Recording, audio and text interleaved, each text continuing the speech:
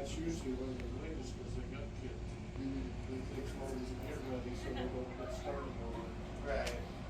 And then the other bad thing is, you can't really say anything about kids because you're so much. You have fun? You like that stuff? Yeah?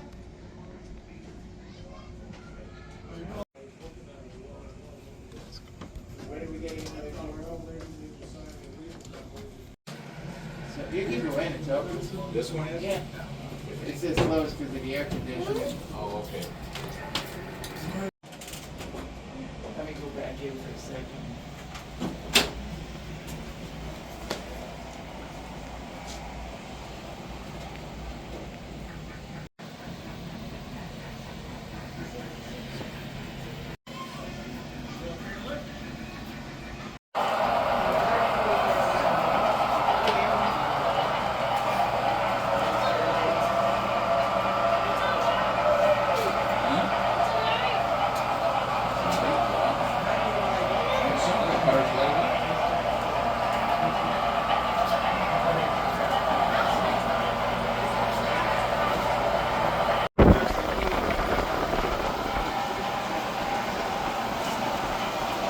There's one down here in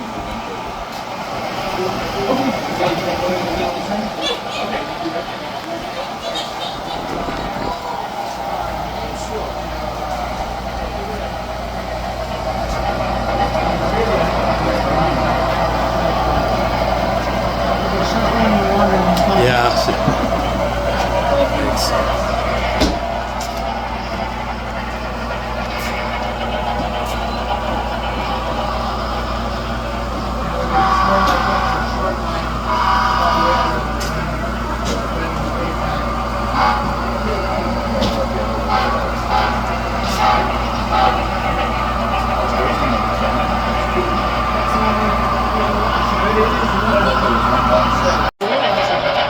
See if there's two of them.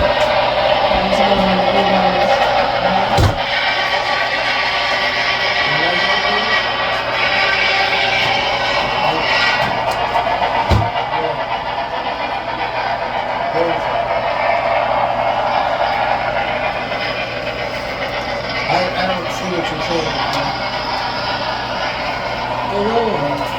You don't even switch it. I never even noticed it. What is it, a Lego?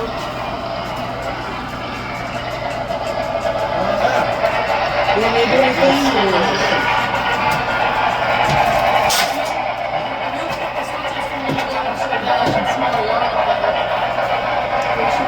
What are you saying? This? You want to go in this room? Yeah. Okay, you know what it is? It's supposed to be like a Coke machine. Yeah. It was sitting there, but why would you have a Coke machine there? That doesn't make sense, does it? So you know what we'll do? We'll just put it there like that so it looks like a piece of flesh. How's that? Take them out.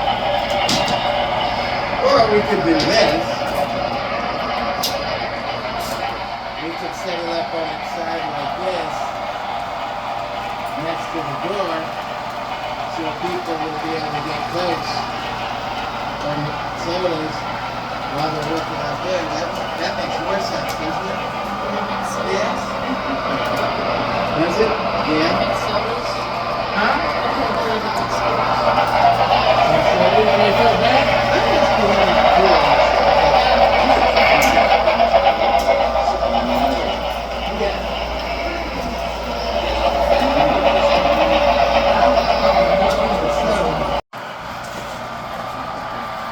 hey Roland, do you want me to take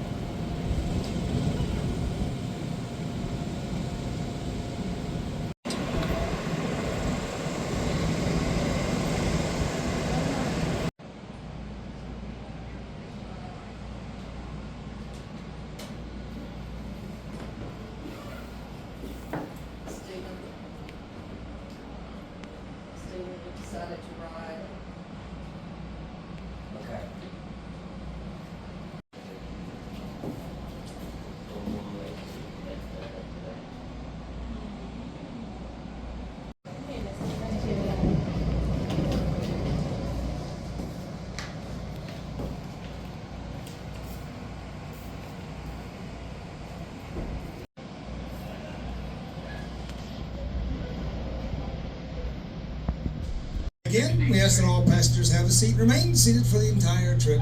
Make sure the children are fully seated, not standing, kneeling, or turning flips in the seats. Thank you for your cooperation. So don't see no Today we'll cross several streets, and each one we have crossing guards, flaggers there. Their job is to flag down the oncoming vehicular traffic to keep those folks safe and us as well. If, when we cross a railroad crossing, the flagger's on your side of the train, be sure and wave at him. Let him know we appreciate the fine job he's doing keeping us all safe. If you look out the right side of the train, as we get past these locomotives, look out the right side of the train in just a moment, you'll see a large area where they're doing a lot of dirt work. Where they're doing the earthwork, that is going to be the National Museum of the National Guard. The 45th Infantry Museum and other Guard units will be sending materials, and it's going to be an incredible facility. Should be finished in about 2 years. I think it's great that it's our 45th Infantry Division, and the projected price is about $45 million. So it should be great. We have neighbors right across the street. The office trailer that's sitting in our property, that's actually their construction office. We're letting them use it. The 45th Infantry Museum is a quarter mile down 36th Street. I highly recommend it. They've got static displays of aircraft, trucks, tanks, artillery pieces on the outside. Inside they have more vehicles, and they have weapons and artifacts from every war the U.S. has been involved in since the French and Indian War. And the best part for Mom and Dad is the admission price. Free. Just a moment, looking out the left side of the train as we travel south, you see several old railroad cars which are purchases or donations to the museum. These are awaiting restoration. They're on our to-do list. The white locomotive that you will see is a GP9 built for the Illinois Central in June of 1954. It was then sold to the Chattahoochee Industrial Railroad, try saying that 3 times fast, in Muskogee. The Georgia Pacific then donated it to the Railway Museum here in 2020. Meanwhile, back in the museum rail yard, you can see several cars and locomotives which our volunteers have carefully preserved and brought back to life. In the Jim Murray Maintenance Shop, you can often observe our latest mechanical and cosmetic projects.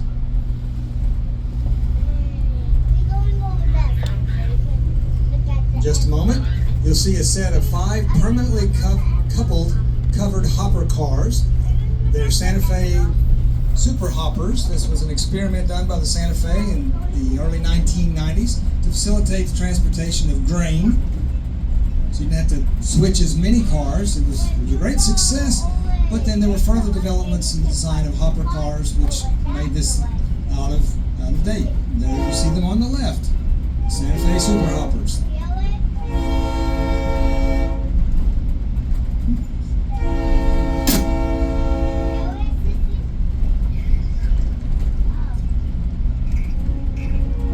You also see a self-propelled railroad crane along with its tender car, a flat car in front of the boom or under the boom.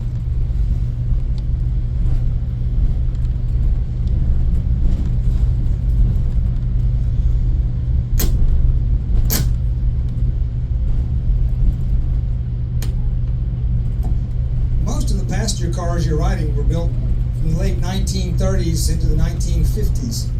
On the right of the train as we travel south, you see the last industrial switch on this line. It's not an active industrial switch, but it's the last one that we really have. And you can see it leads right up into the large building over to the right. That's owned by the Oklahoma City Public School System. And in its day, that siding carried carloads of everything you can imagine necessary to run a school: student desk, teacher's desk, supplies of paper, toilet paper, textbooks, workbooks, everything you can imagine. And it could be offloaded inside the facility out of the elements.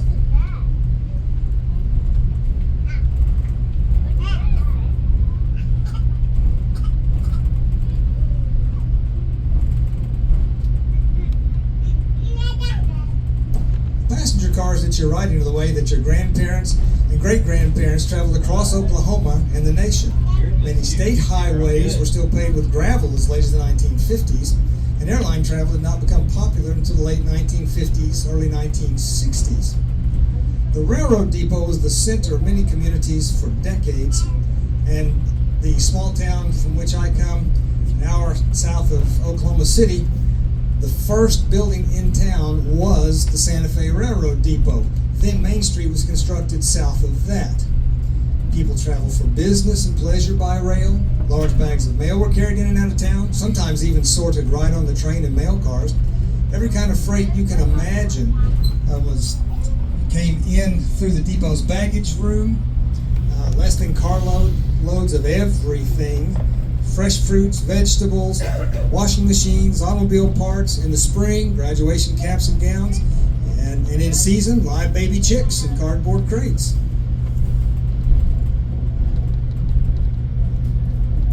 And bees for the beekeepers. Exactly right.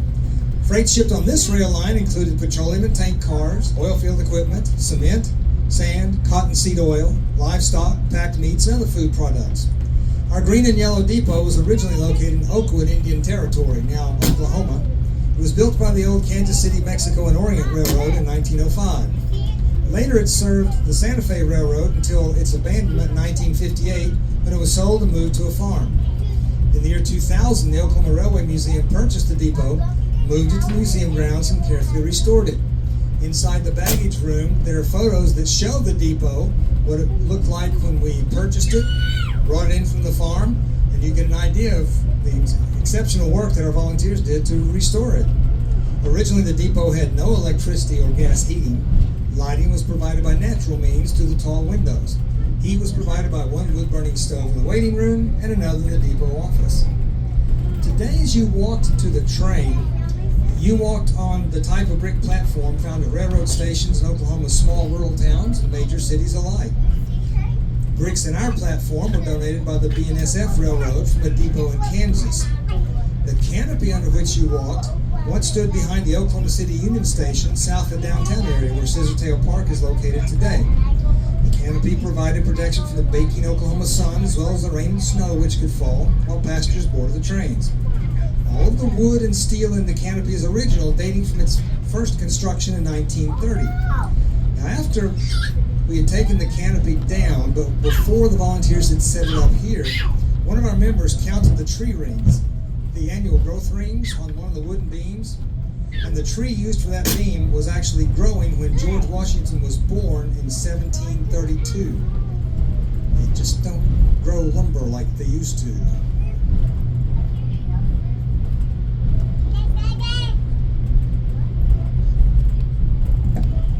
The rail line we travel today was built for the Missouri, Kansas, and Texas Railroad, the MKT, or KT as it was nicknamed, connecting Oklahoma City, Indian Territory with Coffeyville, Kansas in 1903.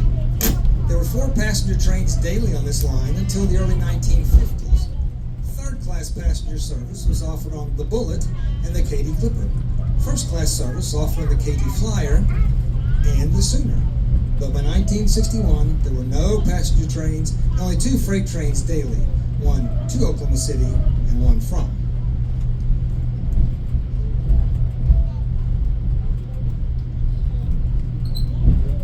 Any questions, folks? Yes, ma'am.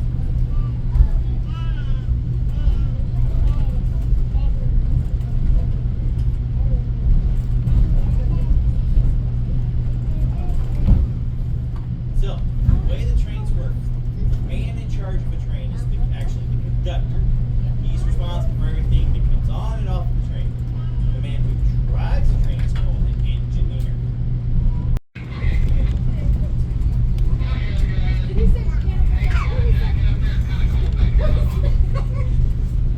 Yes.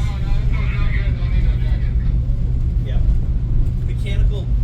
So mechanical is a big scare more than just that. Also the air conditioning.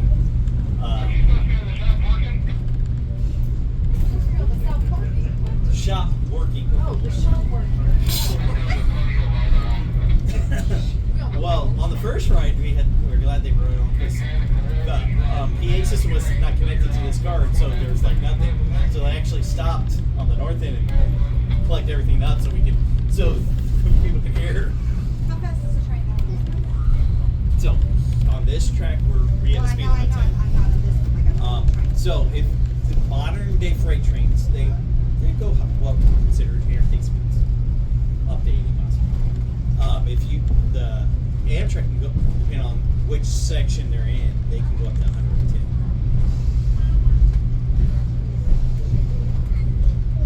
Yeah, and that's not high speed rail.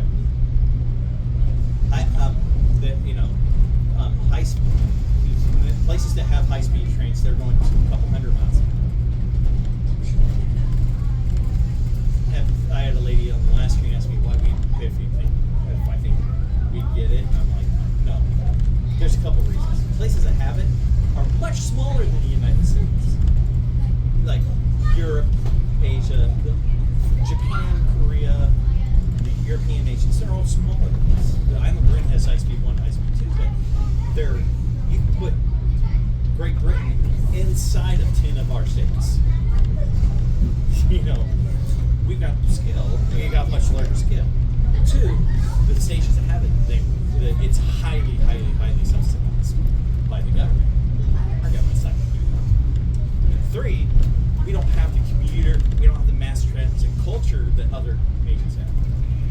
We don't ride on buses and streetcars and light rail as much here either.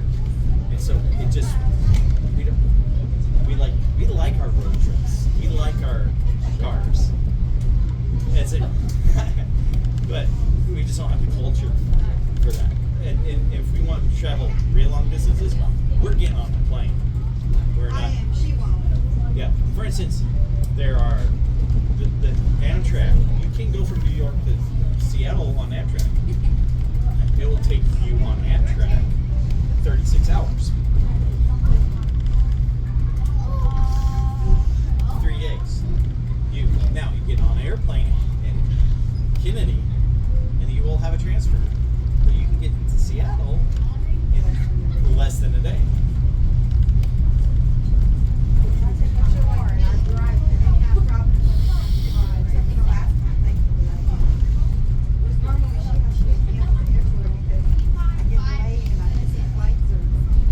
And Amtrak makes and Amtrak's they're worse than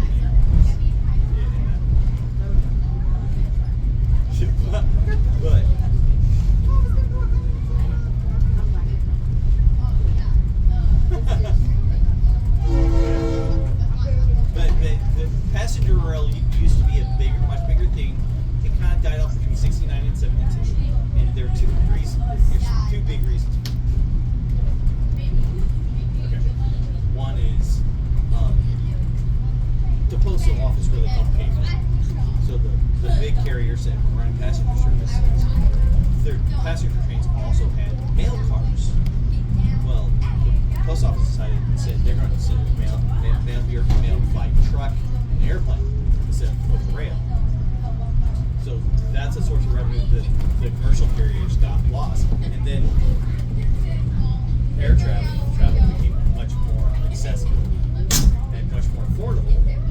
And by in fact, the song "City of New Orleans" was written about the death of passenger rail, and it's about so it just died off. And in 1972, we got Amtrak. Amtrak is like the post office. It's a government-owned business. They don't own their track, except for a couple small businesses. They don't own any of their own track. They're leasing track from the big boy freight carriers, but they under law they have priority over the track. Well, not really. It's okay. Yeah, there is but Amtrak has priority over the rails, and because of that, whenever there's an Amtrak service going through, the freight trains have to take a siding to let them through, and they have to sit. Well, Union Pacific, Burlington North, BNSF, they don't like that, because if their train's not moving, they're not making money. And because Amtrak's always late, so So there's actually the Heartland Flyer, which goes from here to Fort Worth. There's a talks about extending it up through Wichita to Kansas City. That alignment's owned by BNSF. BNSF is like they're fighting it tooth and nail because they don't want Amtrak clogging up their travel between there and Kansas City. Now, is this the same train that doesn't do Halloween and that was going to Halloween to come back? Now, during Polar Express, it's not our volunteers don't do anything inside the train. Polar Express's employees do, and they do it nationwide. But they use us to produce their training materials. So you'll get a good product here. But we take care of the stuff that happens on the grounds. We run the train, but inside, like all the food service and entertainment stuff. And it still goes to the 16th back. Yeah, this way, but you'll get they get to wear their PJs, hot cocoa, the I've always looked at cookies, that and seen it and been get to thought about meet it. that you get commemorative like you get to take home. You get meet Santa. I might have to give it a shit. Yeah, I've seen one time when my family we did it with my parents, and it was funny because it's one thing for the kids to wear PJs, but I've seen there were families there where multiple generations, like grandparents, all matching PJs, but it's not like tops and bottoms. It was like onesies, and I'm looking at that grandfather, and he's got this look like I'm going to kill my daughter because I'm here dressed like a teddy bear in public.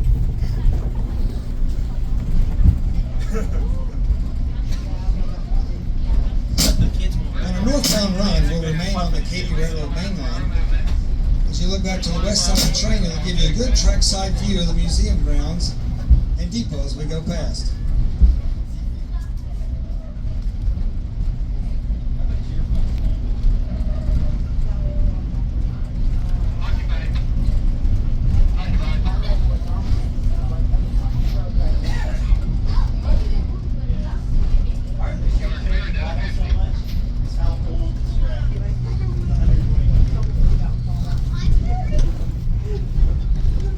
We have leveled it out a little bit since we acquired it, yeah.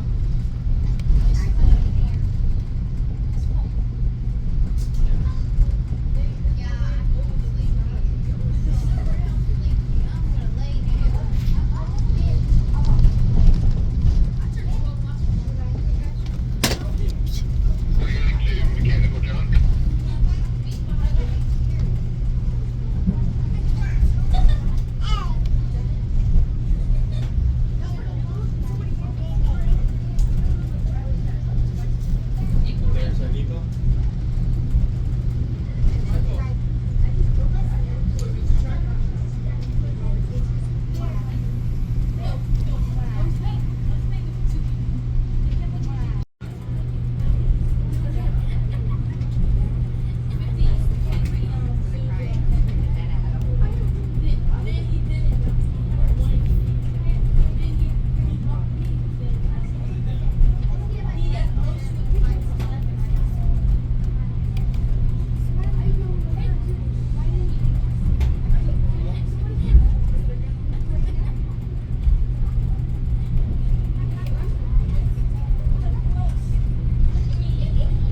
You are honoring.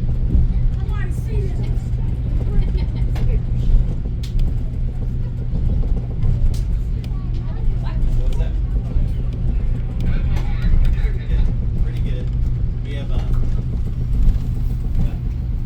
once y'all are off. There are only a small handful of golf courses in the United States with an active rail line running through it, and Oklahoma City's Lincoln Park Golf Course is one of them. Golfers often look quite surprised to see our train play through on a Saturday. Just imagine two golfers. First one asks his buddy, "What's your handicap?" Friend says, "The train." And yes, we've occasionally had a golfer with a golf ball between the rails. I'm not sure what club you use to chip out from between 4 feet 8.5 inches, but they usually wave till we get stopped, and they make their shot and go. Moms and dads, grandmothers and granddads, no doubt you've had to wait for a train or railroad crossing as we're crossing 36th Street right now. You may get to wave at drivers as they wait for us. Just try not to gloat. Be nice to the policemen as we go by.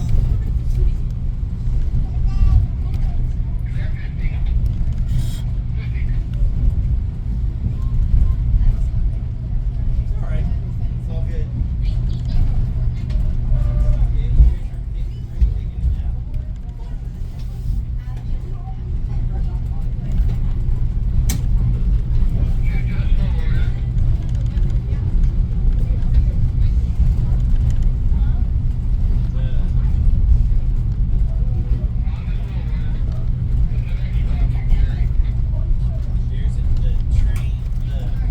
We hope that during your visit you'll take time to see the displays and wander around the equipment that was used by many railroads in Oklahoma.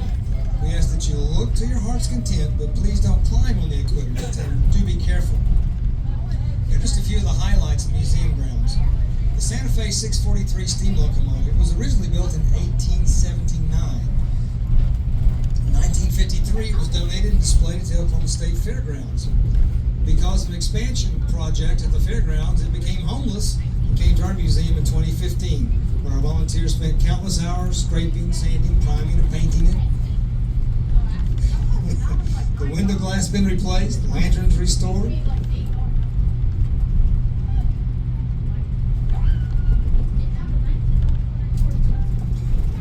The Conoco riveted tank car was built in the 1920s, and our volunteers had to have the footboard specially milled in southeastern Oklahoma because lumber dimensions have changed in the past 100 years. A 2x12 plank is no longer 2 inches by 12 inches. And the two volunteers who were going to pick up the solid oak plank learned quickly that it's not the same as a pine board.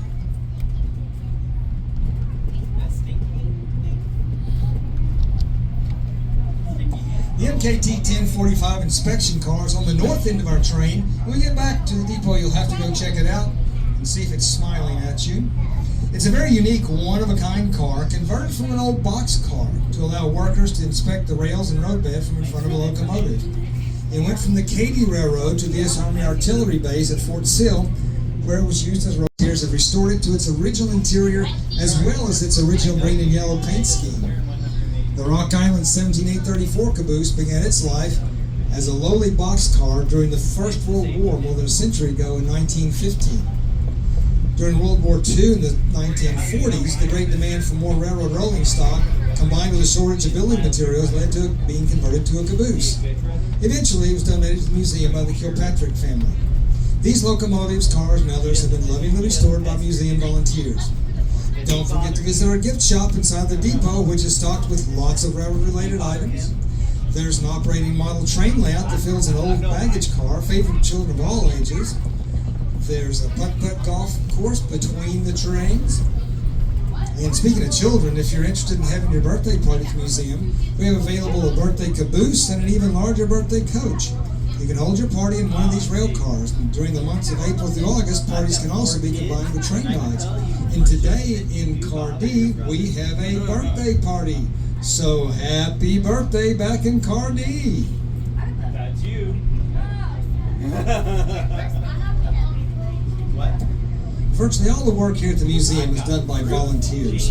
If you'd like to become a museum volunteer, we're always looking for new enthusiastic folks to help. And the cutest little girl this morning with a sweet little smile, and she said, "How much do you get paid to be a volunteer?" How much of that? Yeah, they're going to double my pay after this. Folks, from woodworking and other restoration of railroad rolling stock to large-scale engine maintenance, track and road bed work, painting, sales, serving as a car host, the opportunities here are endless. Or you may wish to simply join the museum as a member. Either way, the membership fee includes you and one other. You'll receive an electronic copy of our monthly newsletter to keep you informed of museum activities, as well as 2 free train rides for each of you on our regular train runs April through August. And the membership forms are available at Oakwood Depot, where you picked up your seat assignments. Volunteer, and he couldn't volunteer without that. Well, apparently. And so he's not here today because